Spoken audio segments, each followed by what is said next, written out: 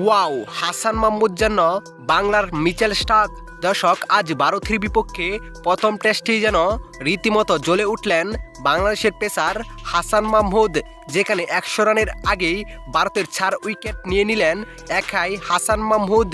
যেখানে লাঞ্চ বিরতির আগে ভারতের সেরা 3 ব্যাটসম্যান রোহিত শর্মা ও শুভমান গিল ও বিরাট কোহলির মতো ব্যাটসম্যানকে ফিরিয়েছিলেন তিনি।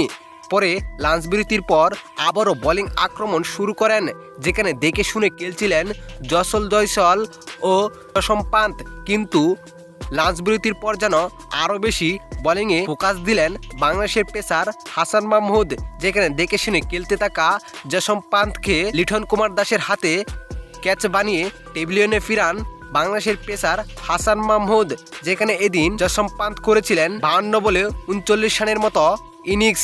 শেষ পর্যন্ত 100 রানের আগেই ভারতের 4 উইকেট তুলে নিয়েছিলেন বাংলাদেশের পেসার হাসান মাহমুদ। তো দর্শক, হাসান মাহমুদের বোলিং তাণ্ডবটা আপনাদের কাছে কেমন লেগেছে জানাবেন এই ভিডিওর কমেন্ট বক্সে। ধন্যবাদ।